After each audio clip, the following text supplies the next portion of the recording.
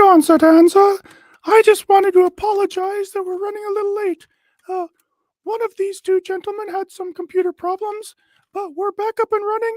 And I also have to apologize that we're reading another chapter of Brad Stine's book because he kind of stinks. All that and more on Zadanza. Whoa, whoa, whoa, whoa, whoa, whoa, whoa, whoa, whoa, whoa, whoa.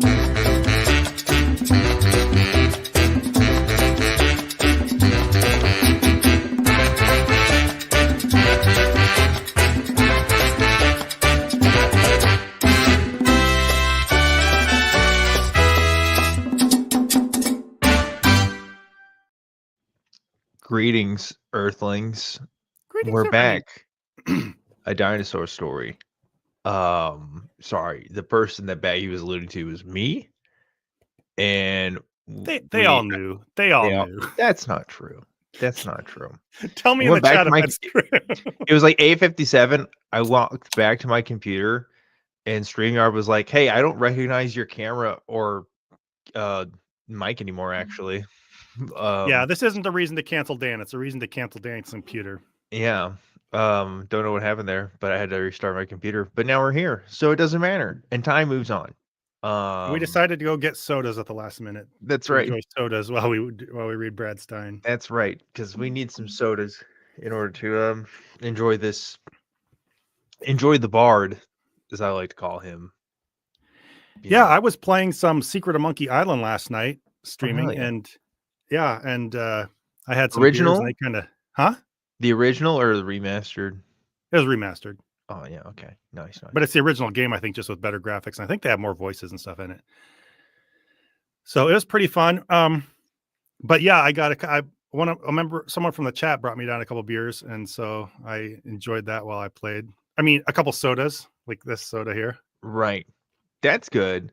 I was playing the new Pokemon game. It's come out today, and I have mixed feelings about it, but I'm enjoying what I'm doing so far. You know, I'm one of those Pokemon fans that recognizes there hasn't been like a 9 out of 10 Pokemon game in like 10 years, but I'd still, you know, play the big releases. So it's one of those things. But anyway, video games.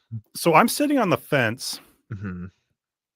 But if people in the chat really, really would like to see a double feature where I play some Monkey Island after this, just see if you can twist my arm hard enough, and maybe I could go straight from this to some Monkey Island afterwards. Ooh, that'd be pretty cool. Yeah, that'd be awesome. I couldn't do that because it's a little late for me. Yeah. But you can, because you live in the magical land up north and can do such of Alaska. things.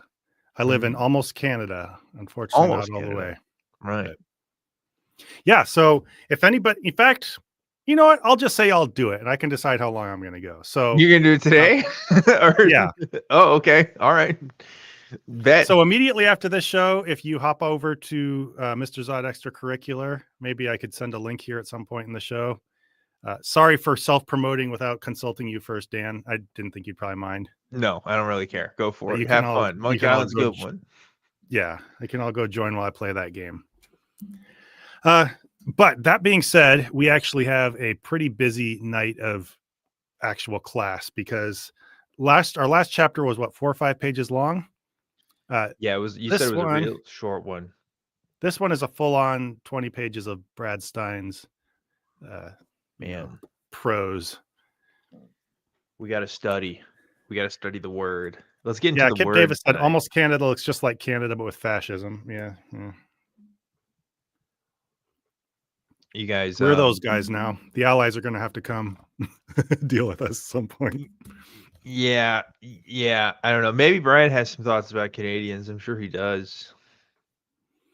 I wonder if he has thoughts about fascism and anti. He thinks it's probably leftist. He's probably like, Antifa are the real fascists. You know? Yeah. He doesn't know how to reduce his fractions. But anyway, we shouldn't we don't like to get political here on Zadanza, so maybe we should, we should stop before it gets out of control. We're one of the least political streams out there, honestly. Yeah. if you think about it. But anyway, yeah, let's jump to the word. I'm ready. Jump into the word of Brad. The word of Brad. Our daily Brad, you might call it. Yeah. So this one is called "Bless This Holy Hairdo."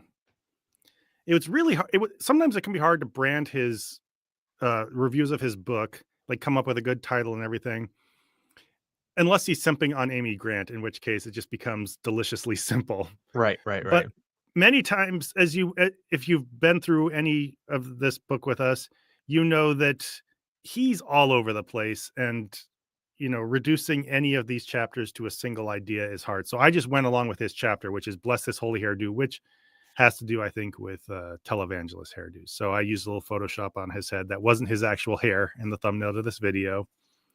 And you don't say. Yeah, I do say, though. It is true. Yeah. So assumed truth 8. You want to guess what the assumed truth 8 is for "Bless This Holy Hairdo"? Never eat soggy watermelons. You're not even trying. Did Brad try?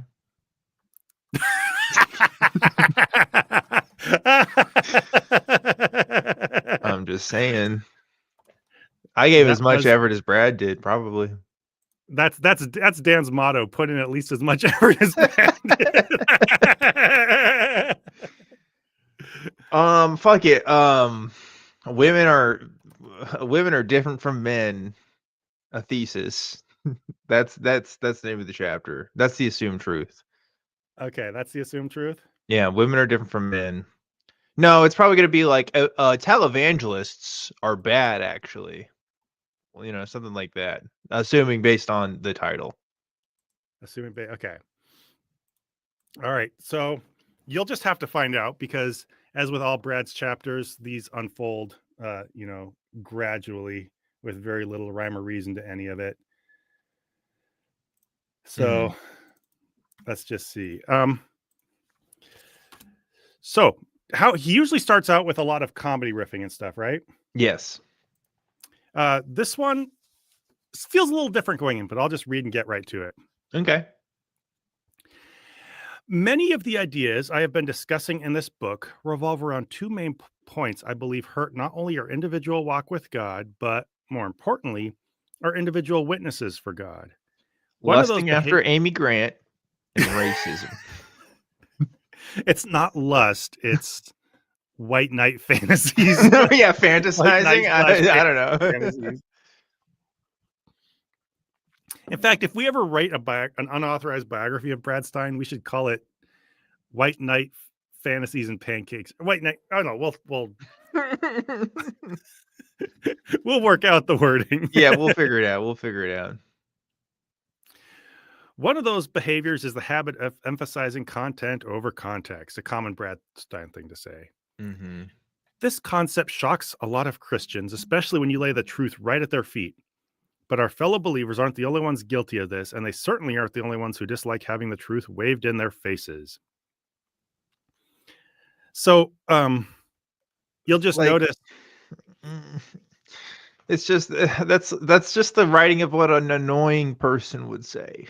You know what I mean? It's just like every annoying motherfucker I know on the internet is always talking about context and truth, which is ironic. I know I have a show called Truth Wanted, but I never say I have the truth. That's the point, right? It's people who say other people don't want to accept or know the truth. That's like, it's always annoying. I don't know.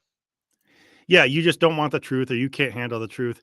Yeah. And most time, if they say people focus on content over context, it's that you are being you're being held accountable for what you say, and you just want to weasel your way out of it and say people are just taking it out of context or whatever. Yeah, agreed. So, but another part of it is he's not starting in with a bad comedy. You notice that? He's just going right into the rest. He's never started with comedy. Actually, that's not true. He starts. I mean, he tries. I'm just saying it's never funny, so it doesn't matter. But yes, it is. I mean, we know that. Yeah, but we need a word for Brad comedy.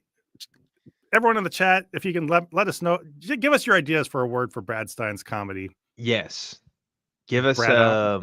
give us a new neologism, if you were, for that thing.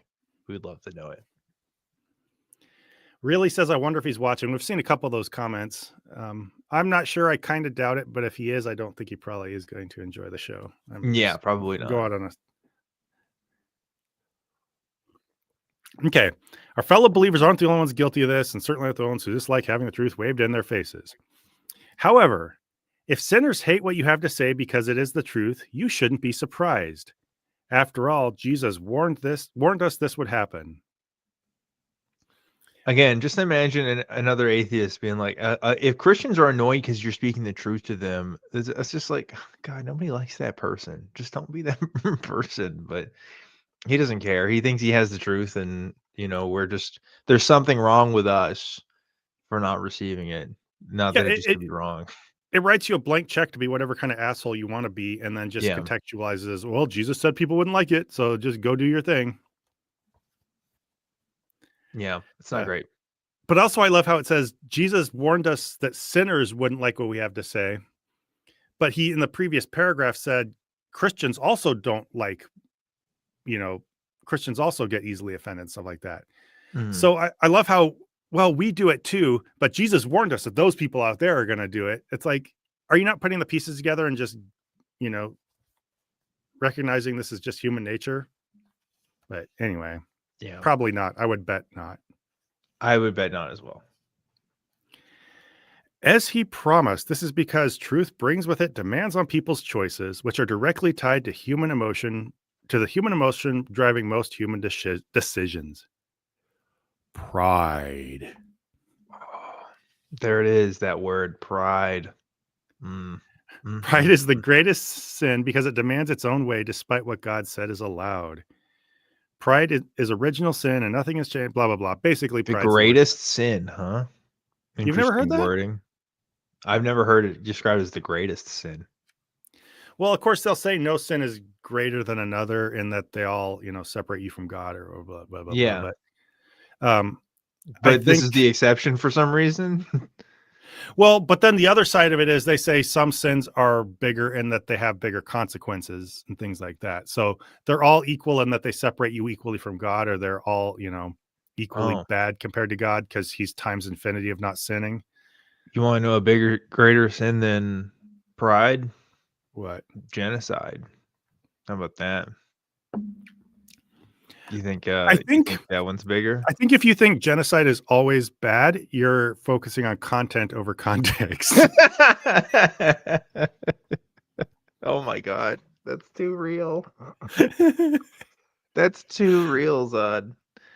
It's funny because an apologist would actually say it. Yeah, I know. That's what I'm saying. It's like that. I could hear that from somebody's mouth, like talking about, like, I don't know, Christopher Columbus or something, right? Like, oh no. Or the entire Old Testament. Yeah, that too. That too, for sure. By the way, another put a fire going in the background, by the way. I don't know if people like we didn't do the fire in the background. We should do that. I'll get the fire stoked up here. But yeah, calling pride the greatest sin, if you're in the greatest, the mode of framing it as the greatest sin, consequences or whatever, and saying that was the sin of the devil or whatever. That's a common Christian thing, but really all it is again, it's contextualizing people's reaction to you, because whatever you present them is going to be something from inside your head you interpret as God. And yeah, I don't need to go down that trail. We all know that stuff. Just as it's impossible to keep people from hating the truth you bring, John 15:18. There we go. We got the fire going. All right, let's keep going. This is an intense fire. This looks like we're burning a little bit. Yeah, it's getting a little hot there on my back. It's a little toasty. I guess it's okay. If we could key out our backgrounds entirely, you just look like we're sitting in the fire. We could do that. Yeah. Yeah. Well, actually, I don't think we can. No, not with. We'd have to use StreamYard's keying, but we could do it. It is possible. Yeah. Here, let me remove that You gonna do it? You're gonna try it? No. Now we're sitting this way. I'm removing the Zidane's logo from your face because when we do this, it's right in your face. Oh yeah, thank you for that. It is imperative your aim is to continue loving them and hope they will begin to see in you someone they are attracted to. Much as I continued loving Amy Grant. Yeah. I added that last part. That's a good one. Hi, Brad, if you're here. I hope you enjoyed that. That's a He's gonna make a joke. One. He'd be like, "Oh, you guys, looks like you guys are already burning in hell right now." You know, maybe you just need some AI generated Bible stories going on in the background. That something royalty free. Sure. Oh, never mind. We're not doing that. Just keep going. Ignore me. But in short, we kind of interrupted that section a little bit. But basically, I think Brad is just describing the process of love bombing people until they want to join your religion, despite you being a pest. That's all it is. Remember, for many people, the only glimpse of Christianity they get comes in the form of Christian television. And he talks about that a little bit. He says, they say you only get one chance to make a first impression. Some of the first Christian television I ever saw was when I was a kid in Southern California. I started watching TBN in the 70s when it launched in Santa Ana. At the time, the founders looked somewhat similar to people I saw in the streets. Over time, that image began to change, especially in the female host's look. What the hell does that mean? He's about to explain, but that, I don't know, it feels a little bit like you're picking on the women there. Well, obviously picking on the women there, but also like who? I guess like the people that still watch like the 700 Club, but I'm like, whose exposure to Christianity is Christian television and Christian television only? Like, I don't know. That's a very specific demographic of people. That's true. That is a very like chick track / like even like J. Warner Wallace, where he says he'd never met a Christian in his life until his wife took him to a church and whatever. Like, yeah.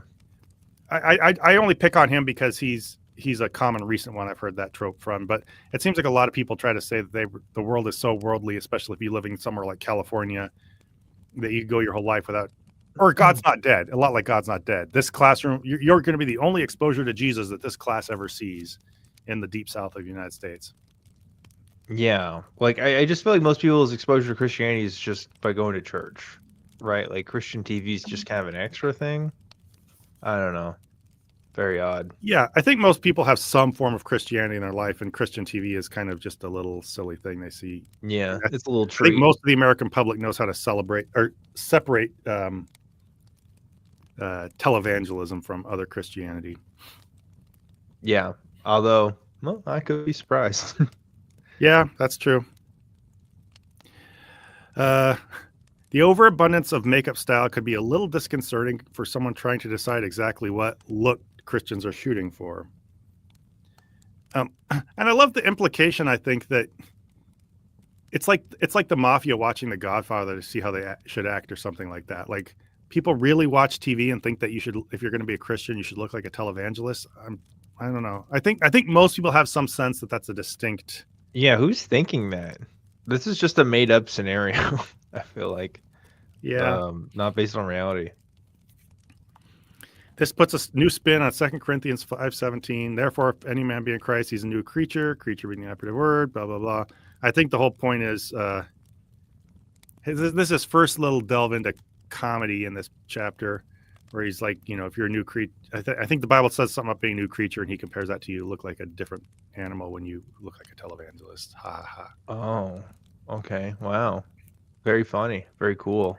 Oh, Brad's humor, like, oftentimes goes into making fun of people for their looks. Yeah. You notice that? It happens at least once a chapter, I feel like. Interesting choice for him, but yeah, right. He looks fairly normal now, but when he was on stage in his like sweaty lounge lizard outfit. Yeah, it was the Leisure Shoot Larry look that was killing me. Yeah, he is a person. Nothing wrong with his appearance. No, he just looks normal. Like a guy. It's his like retro comedy costume that I feel like maybe. Okay, here's another little bit more of his comedy. This sounds I think if I read this without any context, you would know this was Brad Stine. The gaudiness didn't set well with me. Listen, folks, when your set design is such that Liberace would be saying, it's a little much, you may want to consider toning it down. Okay. Yeah, I guess I gotta remember this book was written in like 2001, right? Where I guess jokes about Liberace were still like relevant. So yeah, all right. It's just It's just whatever. it's just extremely unimaginative, and just the phrasing and the rhythm of it. It just feels very Brad Stine. Maybe it's Yeah, I me feel like I've executing the heard that original joke page. before. Like I Yeah. feel like I've heard a version of that, but I don't know. Maybe I haven't. All right, but this also gives me a chance to examine my own prejudices. If I take a moment to think about it, I'll bet over the years, thousands of people came across that station and stopped there simply for a laugh. It actually became their entertainment by mocking it. Yes, that is true. I believe that. Yeah.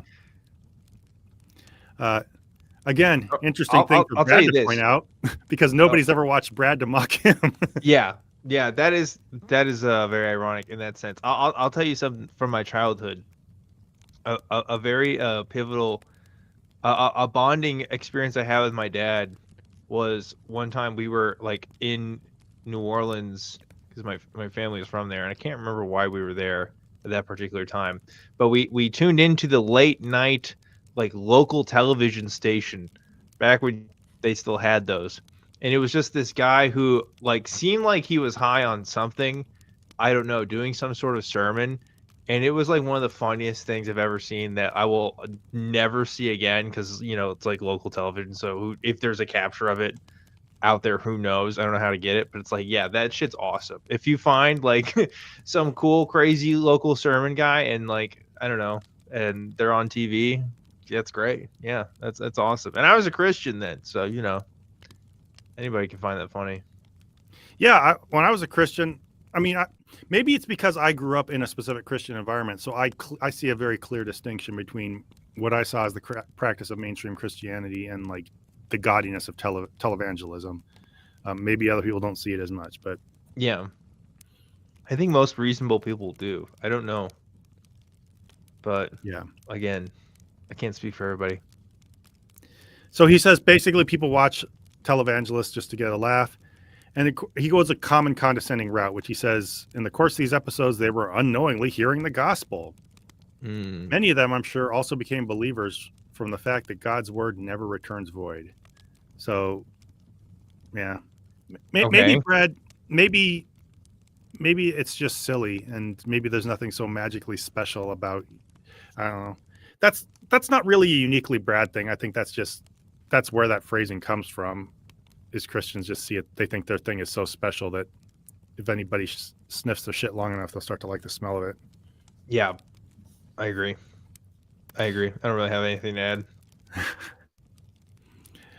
And then he goes on and says that maybe God was using their unusual looks to draw people in so they could be exposed to blah, blah, blah. He makes one, I think, fairly decent observation here. He says, truth be told, if I want Christians to accept the unorthodox way I communicate, I have to give them the same absolution to Christians I find unusual. So, I don't know. Yes. Just don't be a dick, Brad. Like, yeah. This whole thing is like, wow, everybody thinks I'm a dick because I am, but you know what? I have to make sure that I don't treat people like a dick, even though I do. Like, That's true. yeah. There's some good self-reflection in that he recognizes some people don't like him, and so he should accept things that he doesn't like in other people as long as they're Christian. But there's a lack of self-reflection in that he just sees it as an issue of style over substance, and not the fact that he's just being a giant asshole to a lot of people.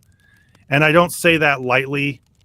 Brad, if you're watching, go back and watch our material. You see that there are substantive things behind me saying that. I don't use words like that just frivolously, just to make fun of people.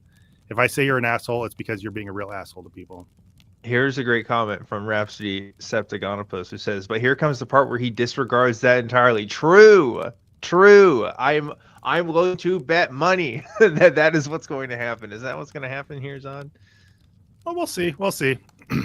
Okay. Rhapsody, by the way, I mean, unless I'm getting names mixed up, I think Rhapsody basically helped me through a ton of the game last night. So thank you. Oh, damn. Okay, so you were cheating via stream. I see. Oh, I told them to cheat it up. I said, That's fine. I played Monkey Island when I was like 7 or 8 years old. I was very young, like elementary school age, and that game was definitely too hard for me as a young child. So yeah. Rhapsody said, and as an old man, I find I'm having the same experience. Rhapsody said I did do that. You're welcome. So thank you. Yeah. Well, the reason is I've played through it before too. Not when I was that young, but like very young adulthood or maybe. And so I'm not looking to like solve everything from scratch. I don't want to like a total spoiler and walkthrough, but it's just to help push things along so they don't have to sit there and wait for me to solve puzzles. All right. Anyway, so he says, yeah, that's the very issue I have with those who don't like my approach. Outside of blatant heresy, I'm commanded to love my brethren as proof I'm a believer. So I think he saw her face. I think that's kind of extending that same sentiment that he should, love them even though they're different from him. Isn't that interesting the way he says that though? Because it's almost like, oh, I have to do this like to prove that I'm a believer, like because it wouldn't be evident otherwise unless you did that. Like I don't know. It's like, is there a doubt there that you wouldn't be, or like what's the idea there? Because like why talk about it all if it's not a struggle, right? So I don't know. Very interesting. There's a lot packed into this one very small sentence. One is that he has to feel compelled to do it.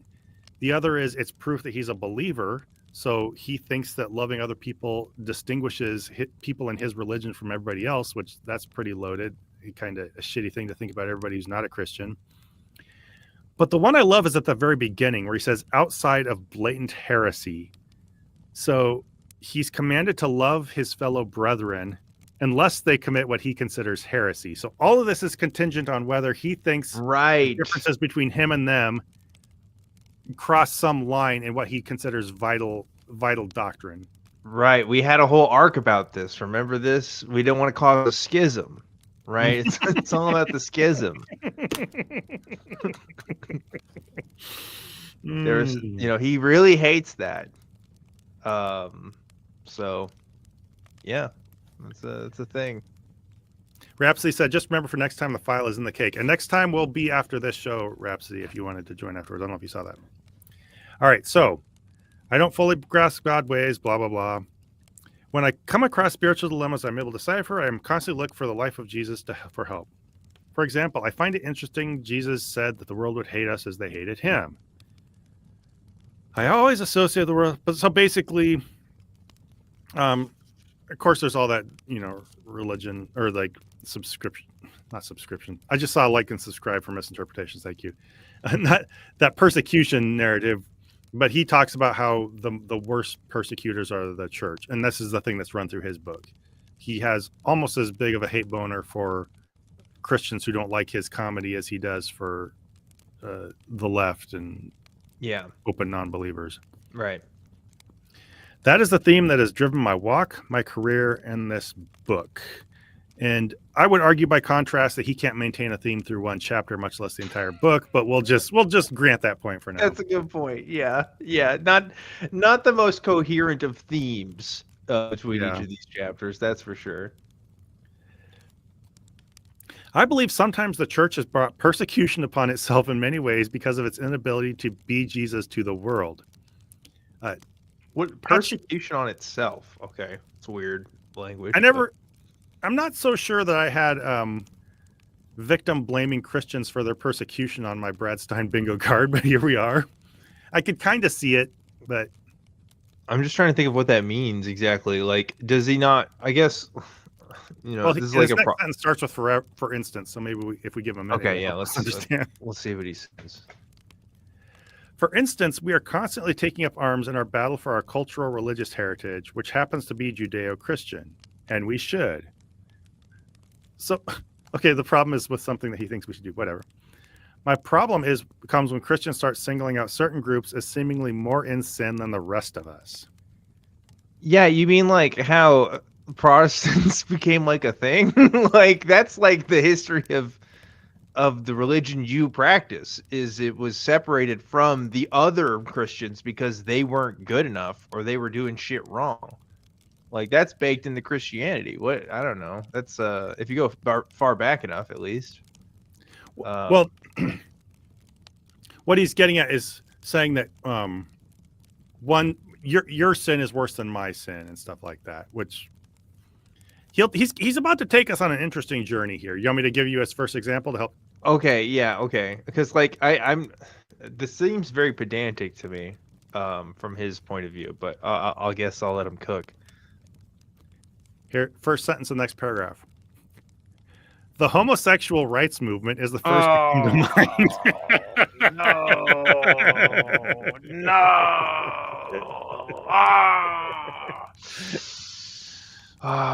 So how did I know this was gonna go because I was thinking this earlier. We were talking about persecuting within the thing. So I was like, like how the Methodist Church like split up and persecuted their own people because some of them were following the practice and some of them were. Yeah, okay. All right. It's all right. Okay. Yeah. I would say number one, no, that's not true. I don't think marriage was really that holy back before. I think in earlier times, I think it was more practical than anything. I think there was probably more of a stigma on divorce, but I think that was maybe more of a women's rights issue than anything else. And also, Brad, especially if you think you're some kind of libertarian, neo-libertarian or whatever, he thinks the law shouldn't be, minimalist government and stuff like that.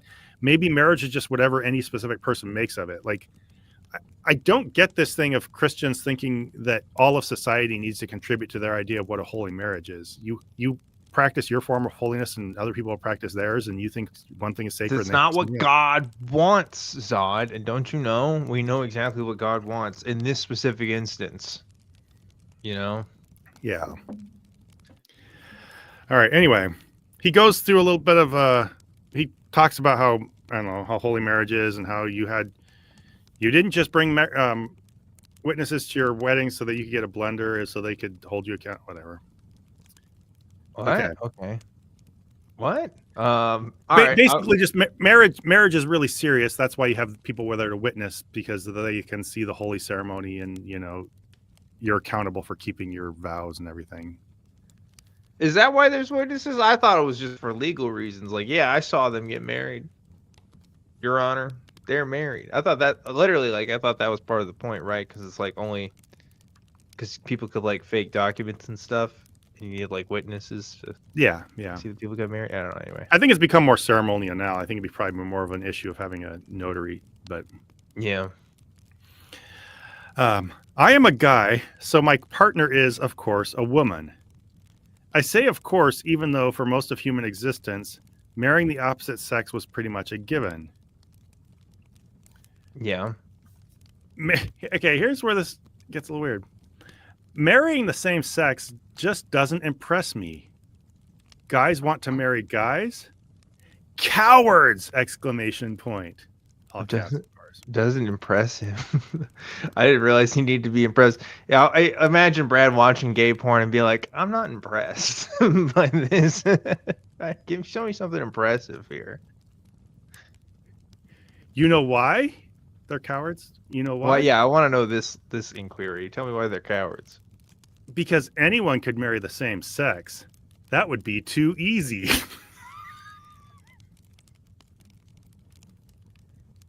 What?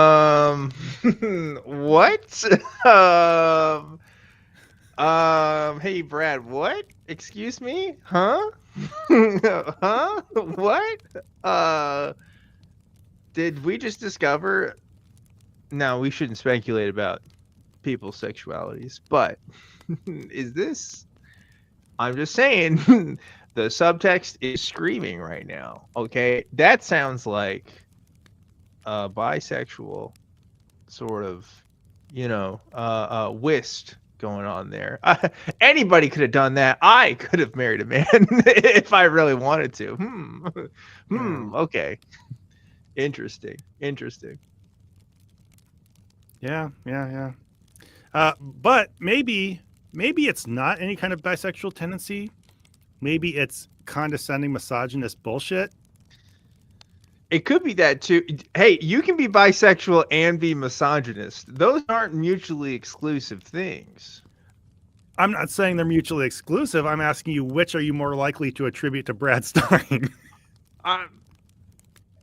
I'm saying you don't make the sentence anybody could do it. Anybody could marry the same sex without thinking it's a possibility for you. Yeah. Right? Yeah. I'm just saying. I would just encourage Brad. I really hope you're watching. Suck your first dick and then come back and tell me how you.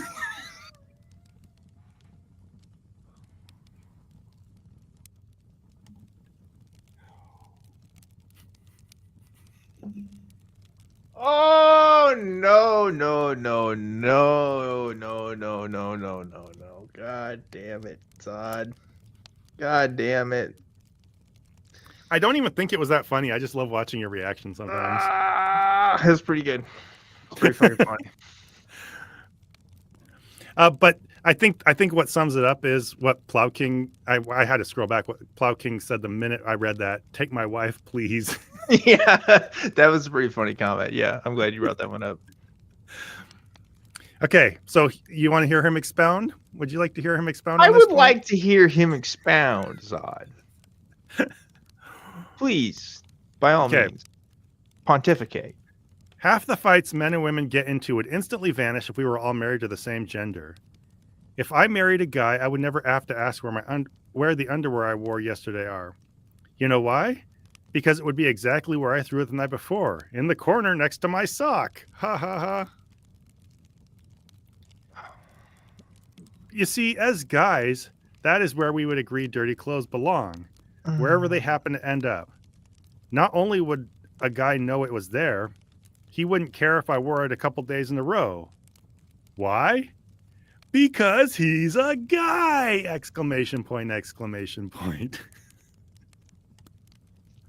Brad Stine has never met a homosexual man, Yeah. at least at the time of this writing, right? That's just not.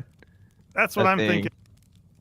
The gay community, the community of gay men who are famous for throwing their clothes in the corner and wearing the same thing over and over. I will say, my good buddy Jamie Boone, y'all know Jamie, probably the messiest fucking man I've ever met, period. Okay, and that man's gay as hell. So, I'll give him that. But that doesn't match the stereotype, right? So I don't know. That is interesting. I'm not saying that stereotype is true. It's just a funny thing that he's almost automatically attributing this to gay couples, this automatic agreement to be messy and a slob the way you dress. And it just runs so counter to the stereotype. I love it. Fucking gender humor. It's really awesome. It's really cool. Women, am I right? Yeah, except it's like gay guys, am I right? Like it's this, I don't know, same kind of energy though. Thanks, Time Jumper. You've been thanks for all your comments in general, but also thank you for the $5 saying LGBT people had to fight for the right to marry. The least among us is braver than Brad will ever be. True preach. I 100% agree with that. Brad, let's say Brad actually got canceled by Hollywood. Okay, Brad had the opportunity to be canceled by Hollywood. You know what I mean? Yeah. It's like how many people have not had the opportunities that Brad has had because of their sexuality or because of their gender identity. It's absurd, but Brad wouldn't care. He didn't have quite the level of success in Hollywood that he personally feels that he deserved, that he's entitled based to, on his estimation of his own talent. But he never had to have the thought even enter his mind that he was going to have to defend the right to stay married to his wife or anything like that. Right. Yeah. That's one thing I wish I could have talked to Brad more about. Honestly, when talking to him, was his specific position on this. Like, I wasn't on there to like nitpick his like individual positions because he has a lot of views that are wrong. But like that's probably one of those most egregious things to me is the comments that he does have about like gay people and that those communities in general, right? Because it's like those are the ones that are actively being hurt the most by Christians like him, right? But anyway.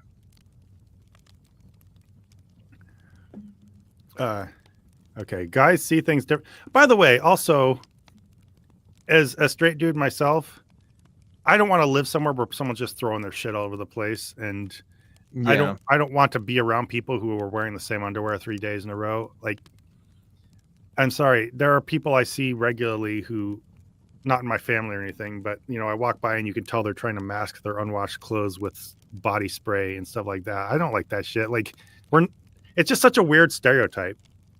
Yeah, there are definitely a lot of dudes that are neat freaks.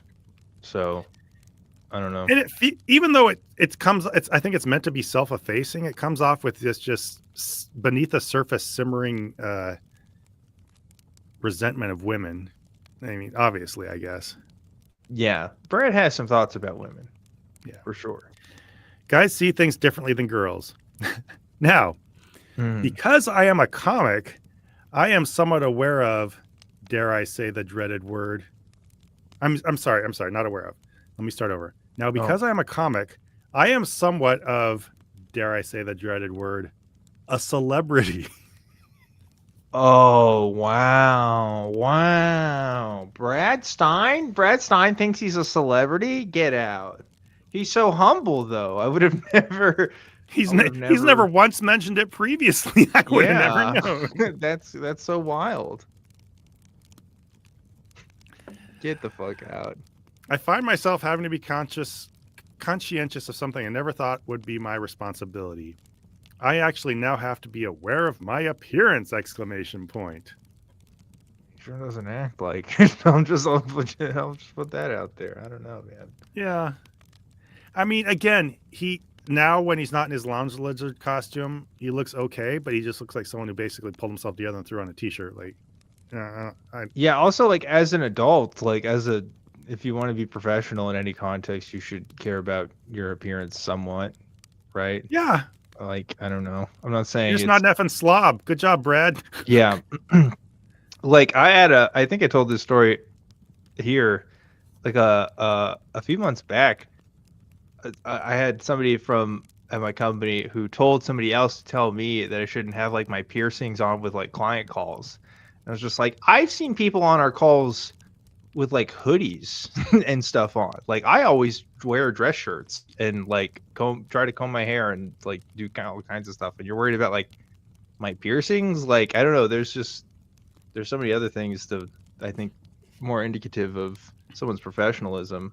But yeah, I guess from the professionalism I've seen of Brad, I'm not impressed. Like I said, celebrity or not. So. Enter the Spice Guy says, why does Brad Stine's book feel like a long list of self-sabotaging confessions about Yeah, it really is like that, huh? Yeah. It's like, I think he intends it as self-effacing humor, but I don't know. It's just weird. Yeah. Like he's mistaking the transition from a normal schlub to celebrity for what's really the transition from like junior high to maybe your sophomore year in high school, when you realize that you should only put on clean clothes and use deodorant. And yeah, at some point it's like embarrassing. Yeah. Right? Yeah. I mean, you can't walk up to Amy Grant like that. I'll just put it that way. That's right. She's not going to be impressed. Let me see. WWIAG. What would impress Amy Grant? He needs to wear that bracelet. Start looking up brands. What is she into? Ask ChatGPT. Yeah. What is Amy Grant like? Anyway, don't do All right, here's we should skip through some. We're going to get a little short on time here, but he says, I recently did a men's retreat in the mountains where the lodging didn't have the same amenities as most hotels. I actually found myself in the awkward and unenviable position of having to ask for two things no guy should ever have to ask from another. Okay. Interesting thing to put after he just talked about how nice it would be to be married to a man. Yeah. There's obviously some sort of bit. I don't know where this is going, but I guess we'll see. What would you guess if you were to guess? What are the two things he thinks no man should ever have to ask from another? Is he? I'm assuming he means like asking the hotel, No, right? ask another guy, just another guy. There's another guy in jail. Like I don't know what toothpaste. Like what does he need? What's going on? Deodorant. Yeah, I mean he's asking like the way he sets it up. It's like he's like he had asked them for like a I don't know a massage or a handy or something. Yeah, I was gonna say a But hand job. Like what does he need here? Like what is he so embarrassed about? an iron and a blow dryer. Oh my god, he's embarrassed. Asked for an iron and a blow dryer. I Wow. maybe he thinks that amounts to coming out. I don't know. Wow, Brad is a victim of toxic masculinity Yeah. for sure. You want to If you use an think iron that and a a blow fucking dryer? What are you, gay? yeah, I think that's oh what I feel. man, That's what I feel like. I don't know. I don't know what else he could mean by that. like if you have suits, which he does, you should know how to iron stuff, right? Like you should know Yeah. how to do that and not be ashamed of that. I don't know. Like a blow dryer. I guess if you don't usually blow dry your hair, but like that's not no. I don't know. It's not bad. It's not a bad thing to ask for a blow dryer, man. Whatever. All right. He goes on for basically a while about how men are slobs. He says, "My wife insists that I keep my clothes well pressed, but I was going to a men's retreat, so who cares? We're all just going to sit here and have a slob fest." He goes on about that. Life being married to a man would be boring. You want a challenge in your life? Marry the opposite sex. Now that's hard. Okay, like what? Why is it a challenge? Why is it boring? He didn't really explain. He didn't really do a joke on that. He just kind of made me Well, take his word for it. because Because they'll move your because underwear and your women challenge socks. men. Men it would be just too easy. He talks about how you don't care if your clothes are clean. He talks about even food spoilage, like if I open the fridge, if as long as I have green stuff on it, I'll eat it. And so So women don't like, like does he that. just think? I guess so. Like Brad is just projecting right now, right? And it's just like I have no standards, therefore other men don't have any standards for like good living and Yeah. stuff. Like I don't know. That's just God. What a weird Yeah. take. Basically, his whole thing here, whether you want to call it a bit or an actual opinion or what, is that women are challenging to be married to because they expect you to not act like a fucking child. Yeah. I'm That sorry really said this before, if you were but my women be roommate, I would different. expect That's women like be different. that's the whole bit. Yeah, women be different though. It's true. But yeah, Yeah. sorry, you were saying. Oh, I don't know. It's just he basically just wants to be a child, or at least that's the bit. And I feel like he thinks there's supposed to be some kind of truth to it, but this There is are like I've always we've all known men like this in our lives, right? And they like post obnoxiously to Facebook and stuff. But like it's weird to hold this opinion privately, and it's another thing to like write a whole ass book about it. You yeah, know what I mean? Like that's when I think you're really fucking weird for going that far. Because like you're writing down your words and you don't see how fucking bullshit they are, or you just don't care, But yeah, what a strange and just sad way of looking at the world, I guess. Shout outs to Chris Tiblant giving us $5 and say, congrats, you've just been emailed by Brad Stine's agent for permission to be used in his new novel, Epics of Eden, Samson and the Serpents, What You Do. um, I'd be down to be in Brad's novel. Why not?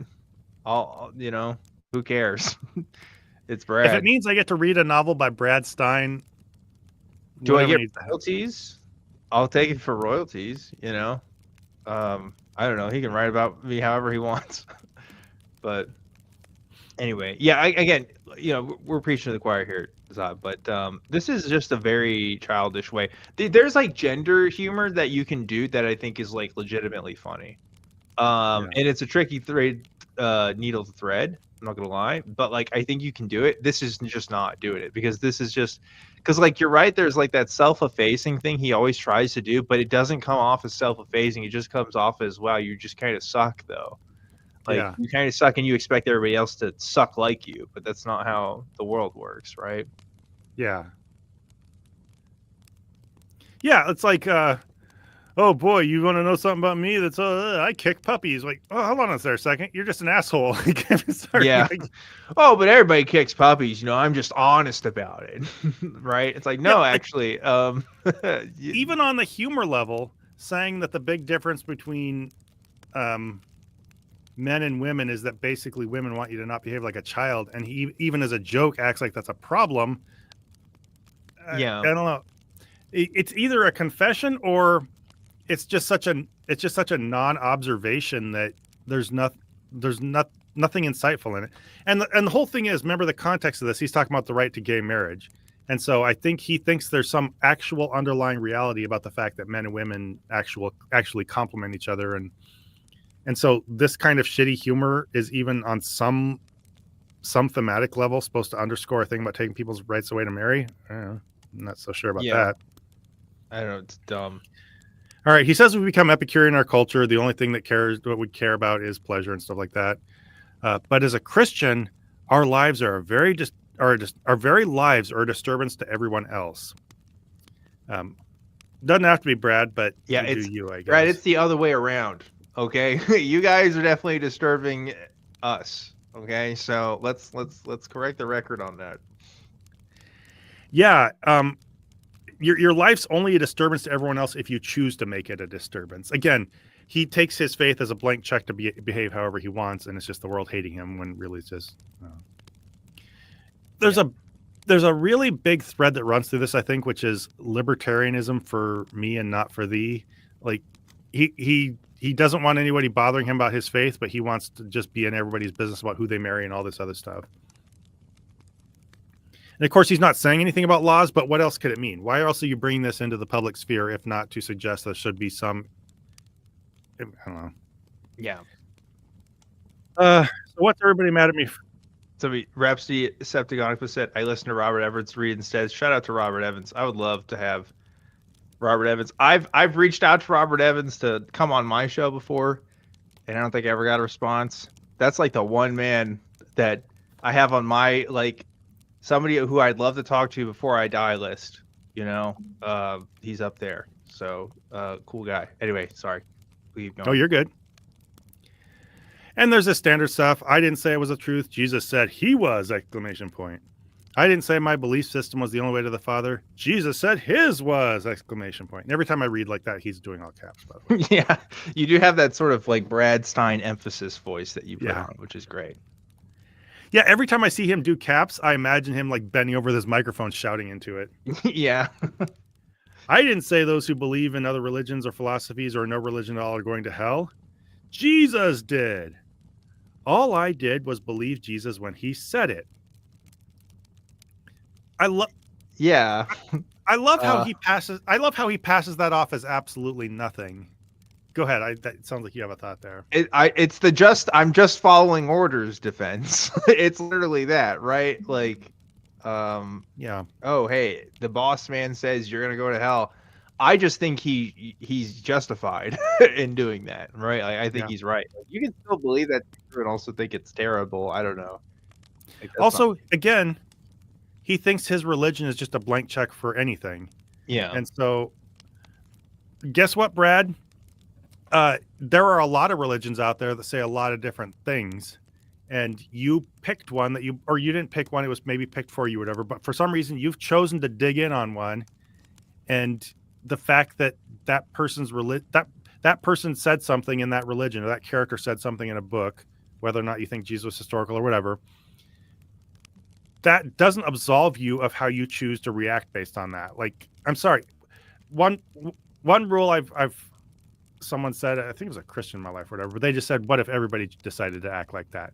Like, Brad, what if everybody acted that way with their own religion? Would you have no issue with somebody saying, well, I didn't say it, Muhammad said it? I think he would recognize that person takes some responsibility for how they behave. Or whatever. You would think people would honor and respect that, even if they disagreed with me. You'd think these people would have standards like I do. Yeah, when I tell them that my favorite religious character believes they should do this, and they need to because I'm not the one saying it, he's the one saying it, they should so stupid. Listen, Brad, I'm not saying that you need to burn in the eternal plane of torment. That's Glorbagon, okay? And I just happen to agree with him. I just think he's right. So you need to respect him for that.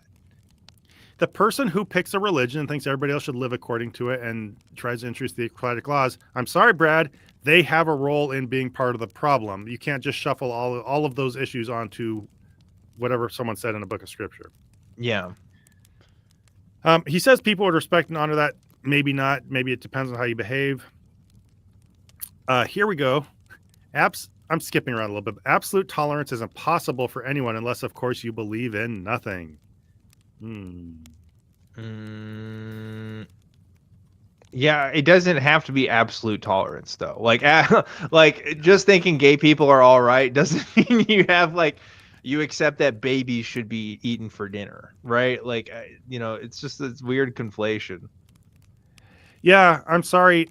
I used to be that shitty young conservative who had his mind blown by the paradox of tolerance, when I was 20 years old, but I've grown up since then. I think it's about time you did too, Brad. I'm sorry. You should grow into changing your clothes, and you should grow into recognizing that tolerance means something other than what a college freshman thinks it does. Anyway, he carries on about not understanding tolerance for a while. Now, back to the homosexuals and their right to marry. I need to start ending more conversations, or I'm going to do more transitions and conversations in my daily life that way. Now, back to the homosexuals' right to marry. It's pretty good. And he's going to say something there after this that I kind of enjoyed. But remember how we talked about reverse roles when he talked about what he was saying at the end of his thing, like if we were as big an asshole toward him as he was toward other people and stuff like that. Just imagine if we said, now back to the Christians and their right to practice their religion. Yeah, that's true. I think he would have a reaction to that, rightfully so. So maybe, Brad, if you're watching this, don't put quotes around other people's rights to do something that ain't none of your damn business. Okay, so anyway, after saying that, he does say, in parentheses, some segue, huh? My editor tells me I have enough tangents in this chapter to start writing my own geometry book.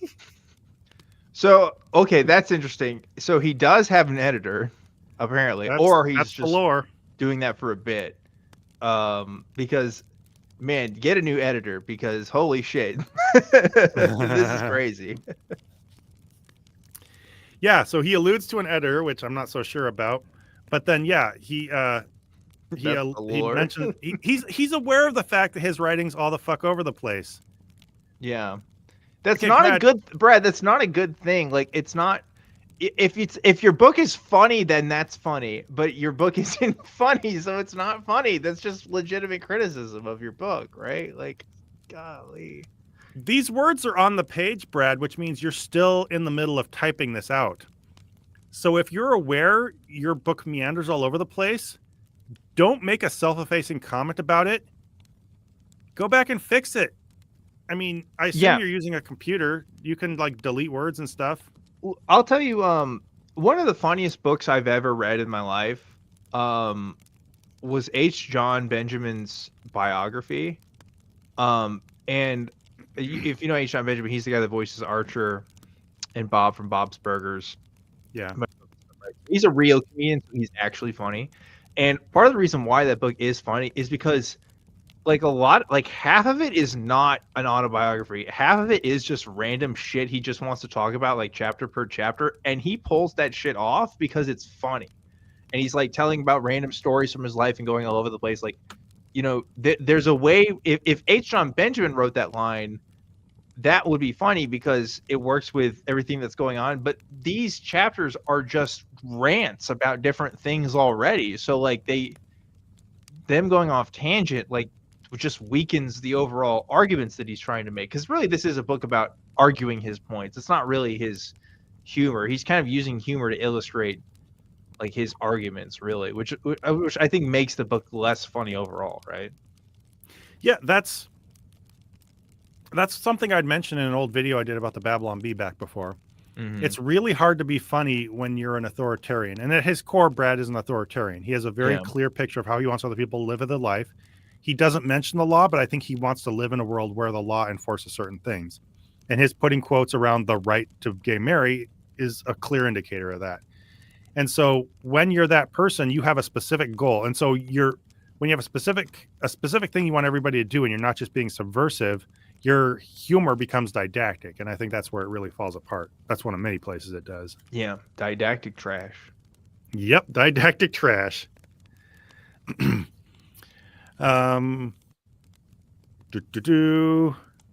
Oh, he does I'm going to rush through a lot of stuff here because we are going to start running short on time, but he rushes through. He says he does we can have this thing I was about to say, do you want this to just be a Brad only episode and not do Love Dare stuff? Because this chapter. Oh, there's no way we're doing a Love Dare. We're gonna struggle to get through even this chapter. Okay. Gotcha.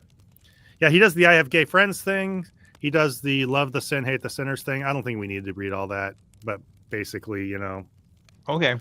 I don't hate them. I even had some gay friends, but still they shouldn't Who the fuck married. is gay and is friends with Brad? That's who I want to know. But okay, Yeah. Brad, I'm sure you also had some black friends and some little people as friends, sure, buddy. Right. Okay, after talking about love the sinner, hate the sinner. Love the sin, hate the sinner. Okay, I think another Brad Stine test is in order. More like Brad Stine test of my fucking patience. What do you mean another Brad Stine test is in order? What's going on? I remember seeing a bunch of kids walking around with that cocky attitude thing only a teenager can pull off. The kind of thing that totally makes you want to slap the snot out of. Oh, that is... God. He wasn't even that... He was, like, significantly less older when he wrote this, but he still sounds like the oldest, crustiest old man when you write shit like that. Like, ugh. Yeah. Listen, if you want to think crusty old man, they had all the goods, with the pants falling halfway off their hide end and the wool beanie, even though it was in August. Oh no! What? Perchance, Brad, what was the color of their skin? I just want to know. Just when you picture this in your mind, what pops up? Just curious. You know what he would say to that? Yeah, what would he say? They weren't that color, but they were acting like it. Stop! No. Okay, look me in the face and tell me he would never say that. I know you're right. That's why it's gross. Oh, I don't like it. Oh, I don't like it. All right. So anyway, he talks. I just love the fact that he talked about a crusty old man, and the next sentence was about baggy pants. Talking about the kids with their pants hanging off their side. Oh my god. Okay, so, but what he circles around to is something occurred to me. My first response to these obnoxious kids, and they was a habit. I had a habit of a first response attitude. So basically, what he says is, even though he felt that way about the kids, and even though he learns this lesson, I still think he went to slapping the snot out of them a little too quickly. He recognized that was a bad habit for him, and that he shouldn't judge them by their appearances and stuff like that. Oh, okay. So he's talking about how he shouldn't do that. Okay, well, that's good. But he does insert these whole, and they were obnoxious, and so yeah. So like he's still kind of justifying it a little bit. He's done that kind of thing before too, where he's like explain. It feels like he's telling on himself, but also explaining why he did the dumb, nasty thing or thought that he thought. Right. Yeah, just earlier in this chapter, he says, we're in arms for our heritage, as we should be. Like, I think he puts the thing he really thinks in parentheses and then does the virtue signaling after that. Oof. Yeah, what a line. Arms for our heritage. All right. He says, I'm going to skip through some stuff, but he says the phrase, what would Jesus do, is popular. What I think would be more helpful is, what did Jesus do? Which is kind of weird because Jesus did a lot of weird shit that I don't think Christians should necessarily run around doing. But yeah.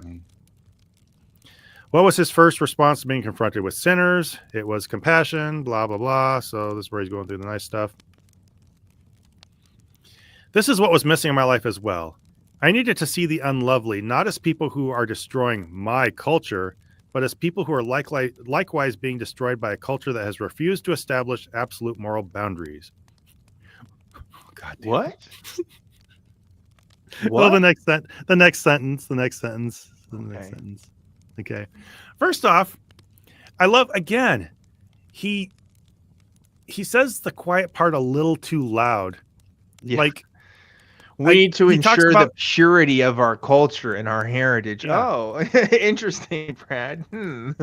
Like, okay, yeah, yeah. don't like that language. He says, I need to see them not as people who are destroying my culture, but who are themselves being destroyed. So basically, they're victims in their own actions. You still see them as destroying culture, even though they're victims too. He also just calls them, look at this first part. I needed to see the unlovely, not as, so he still calls them the unlovely. The unlovely. Yeah, what a weird fucking thing to say. The unlovely. Okay, here, let's get to this next sentence. Editor, fix that fucking sentence. First of all, that's a bad sentence. That's Yeah. like weirdly grammatically structured, but also like, what the fuck?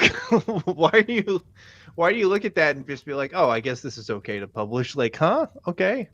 Yeah. Very weird. Oh, I love also, he says, destroyed by a culture that has refused to establish absolute moral boundaries. I'm sorry, our culture does have absolute moral boundaries. You just think that they're woke or PC or oversensitive whenever they express them. Like, That's true. whenever they try to make any kind of absolute stance, you just make fun of them for it and mock them and everything like that and say that everyone's too sensitive these days. Okay. Here's the next. We're moving on finally. What every homosexual, unruly teenager, anti-Christian bigot, and amoral ideologue needs is exactly what I need and needed to know my life has meaning. A fucking beer. Like a fucking, like, to chill the fuck out. What do you mean that your life has what is happening? Does the gay does the homosexual not inherently know that his life has meaning? Is that Yeah. what he's saying? Aside from the fact that he thinks all those people have no meaning, he includes. Okay, I'm gonna read this out of order.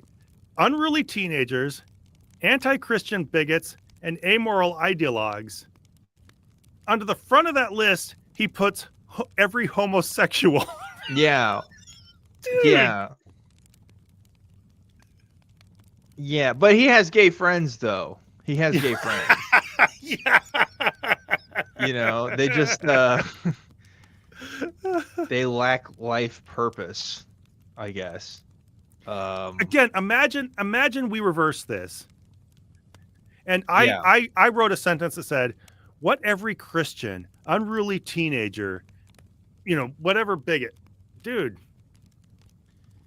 Yeah, again, like I really wish I just keep thinking about my conversation with him because this is like one of my big regrets is not flipping the table with him on this. Like I know it wasn't what we specifically came on to talk about together, but like out of all the shitty things that he's said or done, like to me that's like got to be one of the most hurtful, right? Because ultimately he could have been a Christian voice that said, "Hey, actually, well, I don't like these other Christians that think gay people aren't okay. I think that they're silly," right? He has no problem making fun of Christians when he thinks that they're out of alignment with truth, right? Or whatever. Like he could have been an advocate for people, but instead he spent his fucking life being a shitty fucking asshole and writing shitty fucking books and doing shitty fucking commentary. So like that is a genuine, if there is such a thing as sin, that's a fucking sin, right? Because when you could have been an advocate and you could have been a voice, but you failed, and in fact help the powers that be to stop people from expressing themselves and loving the people they want, then you're a fucking asshole. There's just no way around it. Yep. He rambles on about everything. I'm just going to go through a few quotes here as we go on. I love, as badly as I want to believe God absolutely can't go on without me, I am deluding myself. God doesn't need me. I need him. That's a normal Christian virtue thing to say. Yeah. But I think it's interesting from somebody who literally calls himself God's comic and has that's a good point, huh? Yeah. And of course, the false humility in that would be God just uses me and chooses me and stuff like that. But I don't know. It's interesting how that still lands you in a place of importance. Yeah, like of course Brad's life has meaning because he's the one that gets to do the stand up and write all the books and talk to people in an authoritative way. But of course he still needs God. But he has meaning. That's why he gets to be the celebrity, you know? Yeah.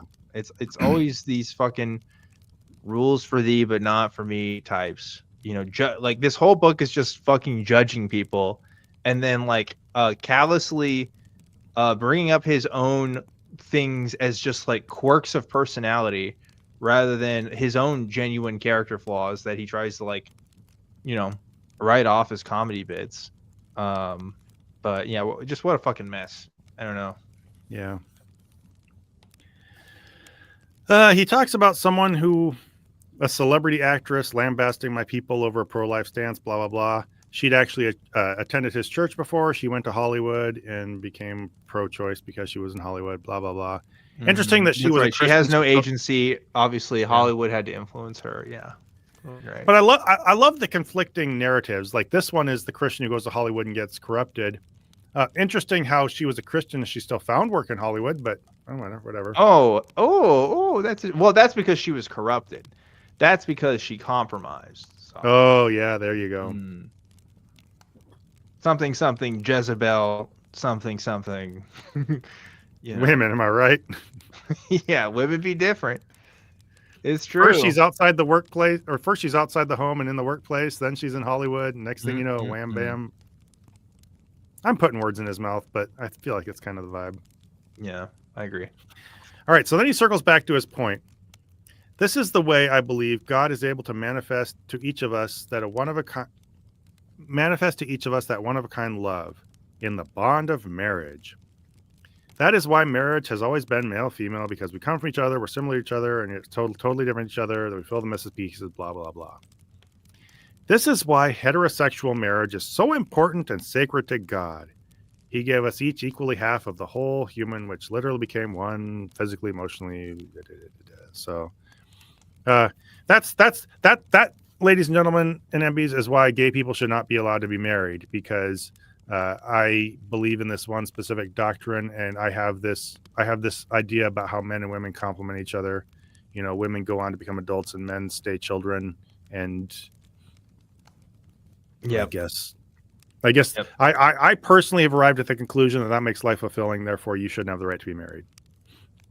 Yeah, I just, again, like, obviously not all relationships have their own issues and stuff, and but like I think about like my fucking gay coworkers, it's like one in particular, and it's like why would I take away her wife from her because I think that she shouldn't be with her, like when she's obviously very happy with her and talks about her all the time, and they're obviously in love with each other. Like there's no way in my brain where I could say, no, this isn't right, this is wrong, this needs to be undone, because like I've actually gotten to know her as a person, right? And like have a real genuine relationship. Like you don't write shit like this if you have like real genuine human connections with people that are gay or that are like outwardly like out of the closet, right? Like this is obviously like a very insulated worldview that pretends to be worldly, and it's frustrating. But now I'm at the phase now where I'm feeling fucking sorry and sad that Brad never got to be a full grown ass adult and just like learn that other people can learn differently and like live their lives differently and be fine and have a life purpose and not give a shit about your dumb, stupid bullshit. But yeah, I don't know. Yeah, you just don't know how to play with others intellectually or emotionally, and then it turns you into an authoritarian. And now we're in a place where the government is going to give him the leeway to enact that. But he makes what I find a fascinating point, though, in all this talk about men and women completing each other. He said, "This is the Trinity demonstrated in the human situation." So I'm not really sure exactly how, but the Trinity demonstrated in the human situation. Yeah, because men and men and women are two halves of a complete human. You put them together and kind of like Voltron, they turn into one human, you know. Yeah. And so This sounds that's like a cool rap verse. Like this is the yeah. I don't know, I'm not gonna I go don't into think anybody would question that they're two autonomous human beings still just in a relationship. I don't really think that cracks the Trinity problem, but nice try, Brad. Yeah. So he carries on about how the heterosexuals are really the ones that ruined everything. I will say, you could make an argument that oh, this is why everybody should be polyamorous because of the Trinity. You see, so there needs to be Oh, that's three true. people, right? God, Father, God, and the Holy Spirit. Holy Spirit's a woman in this case, so it's a two male, one female sort of trinary. That's the real. That'd be awesome if you were a bigot for just that, Yeah. and no else. Like no, these two people marriages, get out of here. I only recognize marriages with three people. What a world that would be, right? You guys are God living in modeled it. sin. you, Just you, just just just you like he straight worked hetero couples. just like he worked 6 days and rested the seventh. He there's no binity. There's a trinity. Right, exactly. Yes. Okay. Yeah, Okay, we could so do this. Brad, I want to kind of hurry through this. Brad actually does say that the heterosexuals ruined everything. He said, this is a quote, but who are the people who have done it wrong the most? I mean, we all sin, yet when it comes to the destruction of the family, no one has come closer to destroying it than the heterosexual! Exclamation point. Again, that was all caps. Okay. All right. Where's he going with this? I'm Now, curious. basically he goes into this long everybody sins thing, and this is the whole saying one sin's worse than the other. I have gay friends, everybody sins. And so he talks about how the heterosexuals kind of compromised on, and the church compromised on the sacredness of marriage, and that allowed the homosexuals to swoop in and just really poison it, I guess. Wait, what? Wait, so because straight people weren't firm enough about it? Is that what he's saying? Yeah. Here, let me read a quote real quick. Okay. I can understand Christians rising to confront those who would try to base the standards of the day on personal desires. The Epicurean model that started so long ago has firmly rooted itself into the hedonism of modern America. My wants and my desires take precedence over everything. But what has created the environment that would even allow our culture to entertain the idea of legal abortion and homosexual marriage? The 60s sexual revolution, which opened the doors on this moral morass, was instigated by heterosexuals. So we started getting because of straight allies. Straight allies are the problem, not gay people. No, not allies. It's not that they were being allies. It's that straight people, including Christians, started getting divorced and not treating marriage secretly or sacredly or seriously. And so they should treat it secretly as well. Yeah, that's another because we started getting a little bit lax. That gave room for even the homosexuals to swoop in and blah blah blah. Which has a Paul writing in Romans kind of feel to it. Everything got so bad that even people started getting gay. Yeah. Okay, so because straight people started making sense, and we're like, hey, maybe we should have the ability to get abortions and also to get divorce, then gay people fall. I mean, like, I guess there is a logic to that.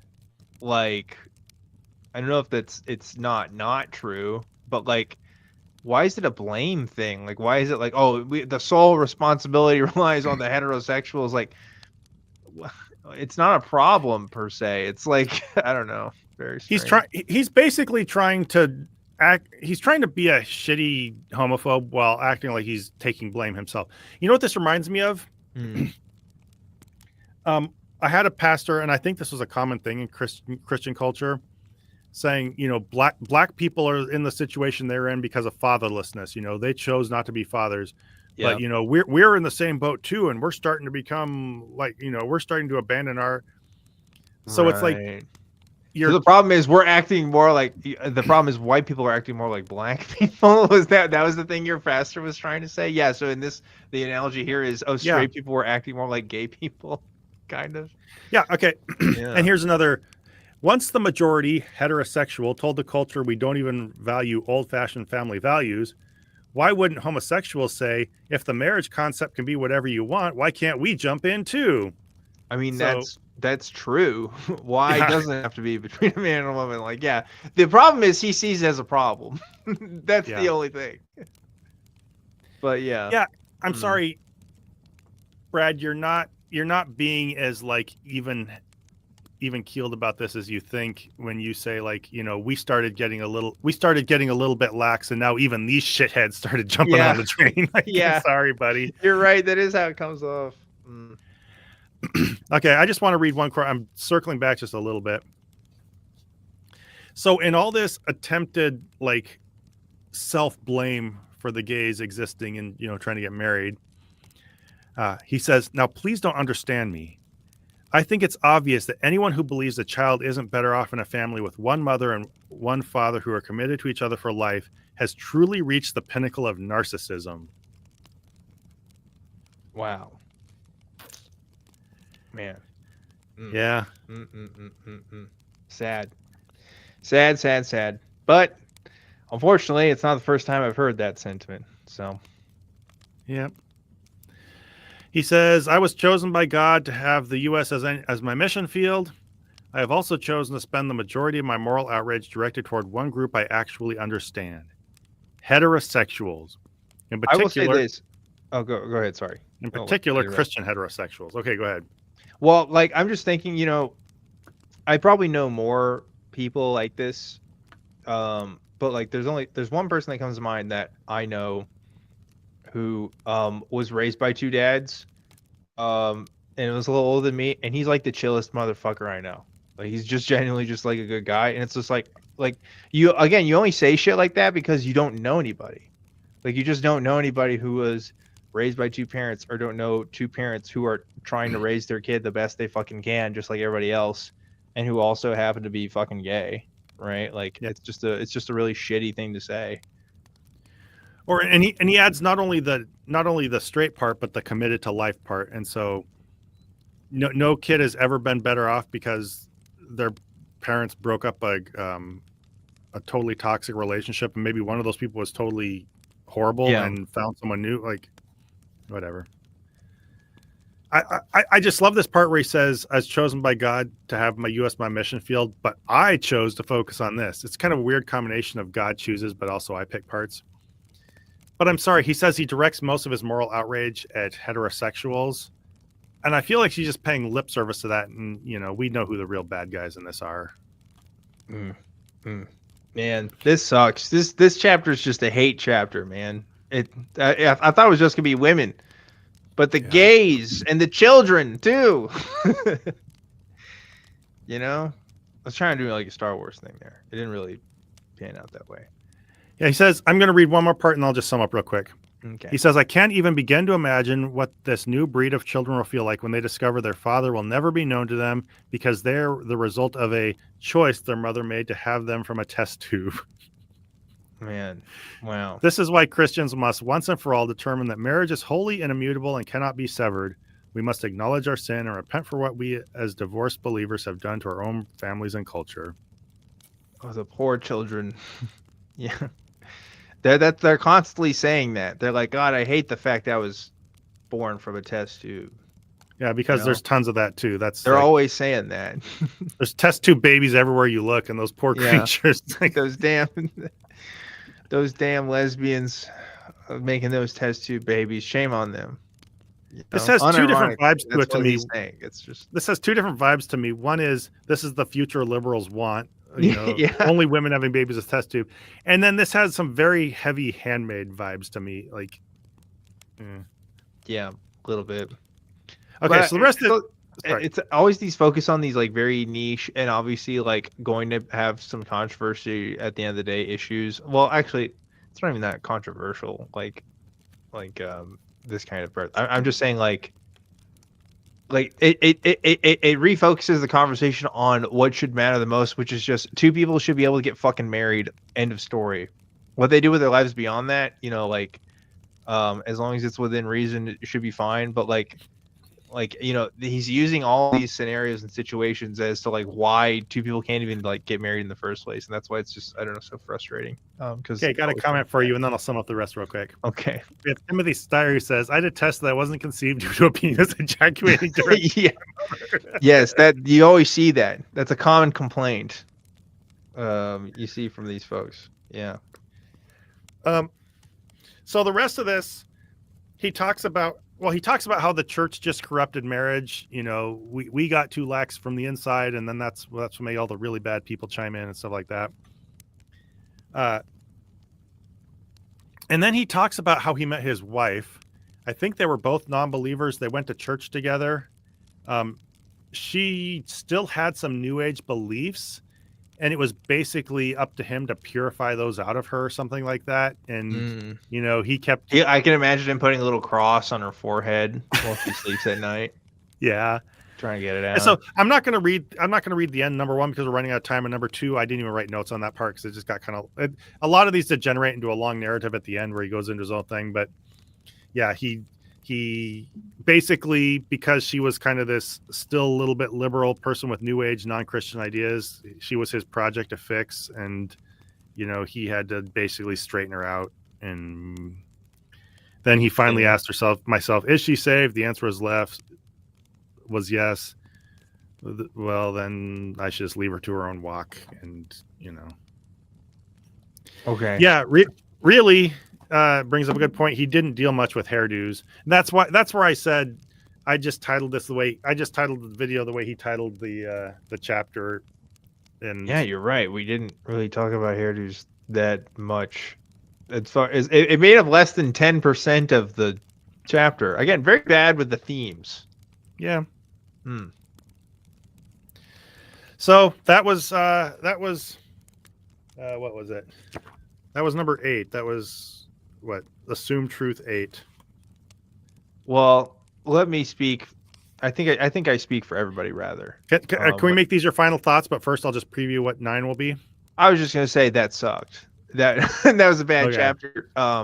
As far as chapters that demonstrate Brad being a bad person, this one's up there. Yeah, for sure. Anyway, go on. Next one is My Brain Hurts. Assume Truth 9. Once you're saved, you never doubt your faith. So I'll be really interested to see what Brad says about that. If something's making Brad's brain hurt, then it must be really complicated. I would say, yeah, that guy's a Mensa candidate. How could you, Dan? He was so nice to you in that conversation. Yeah, wasn't he just so nice and not condescending at all? When he talked about having gay friends, I think one thing that really ties that all together is the fact that he thought that he had a friendly conversation with you. Yeah. And that everything he said was just perfectly nice. I think if he thinks that's a friendly conversation, that might explain why he thinks he has gay friends. I think that's the sad thing. I think he genuinely thought he did a good job, like in his mind, like, and that he was a nice person about it. Which I don't know, just says a lot about him. But hey, we have a quick super chat from Time Jumper. Gave $2 and said, "Save this for last. The anti-tract is coming, Dan." Well, guess what? Your fucking ban is coming, Time Jumper. I swear to God. You post that shit, okay? It's out of here. No way. We're not doing this. We're not. I refuse. But no, just kidding, obviously. Okay, Dan's being a jerk. I say email it to me and we'll take a look. Okay, emailing it to us is one thing. Posting it in public bathrooms, though, no, we can't. Cancel culture. Dan's cancel culturing. Okay, I get the point you're making. Yeah, I know. All right. Yeah. We don't want to be that edgy atheist. I get you doing it for fun, but I'm doing it for fun, obviously. Yeah. But anyway. Yeah, I think we agree. This chapter of the book sucked. It was Brad being super authoritarian, just super shitty toward people. And one thing I just hated worse was that thin veneer of love the sinner, hate the sin. I have gay friends. We're actually the big sin. That's actually a tired trope at this point. One sin isn't worse than the other. We all have our sin. But sorry, you're not putting the demand on your own kind, basically, to put it crassly, not to be married or not to stay in love with the person they're in love with. You're putting a whole other demand on a whole other group of people. and you're considering the tail end of the downfall, even if you're claiming that you started that downfall. You're still claiming they're the vile, worst people at the end of that chain. And I think that sucks, Brad. And I hope you're here to hear me say that. Yep. That's my final thought. Anything else? Hashtag gay rights. That's my thought. Also, I think you should take Zod's advice and practice sucking a dick. Yeah, you might find out it's not quite the walk in the park you think it is. If you know, I mean, I'm not saying that in a homophobic way. You know, I just I feel like I think we know. I think you're good, Zod. I think you're good. I'm just saying, even if I were gay and a woman being straight, I feel like you have to get over a little hump to get yourself there. I don't think we got to get into the specifics. I think we made your point. Okay. Yeah, so that's my final thought. That one sucked. Just not to keep self-promoting, but since we're at the end, if you want to go watch me play Monkey Island, I just put a link in the description in the chat again. So you can hop right on over there at my extracurricular channel. Be fun to see if some of you come over there and join me. We'll probably have my usual crowd, but I'll play a little bit more Monkey Island. Brad, if you're in this chat, you cannot come over and join me to play Monkey Island. You're only here to get yourself chastised and corrected. I honestly think it'd be funny if Brad showed up to your Monkey Island stream. Okay, I shouldn't be inclusive. I'm being mean. Yeah. See, what if Brad has great tips on Monkey Island? Like, what if he knows some cheat codes? He might. He had the Legend of Zelda shirt on. He might be a gamer. That's true. Okay, I don't want to discriminate the way you want to discriminate against gay people. So you're welcome to Monkey Island. All right. Good night, everybody. Okay, bye, everyone. Voy a cantar esta canción con mucho cariño de mi corazón a la República Dominicana, la casa del merengue y la casa de la bachata. Voy a cantar esta canción con mucho cariño de mi corazón a la República Dominicana, la casa del merengue, la casa de la bachata. La, la, la, la, la, la, la, la casa del merengue. La, la, la, la, la, la, la, y la casa de la bachata.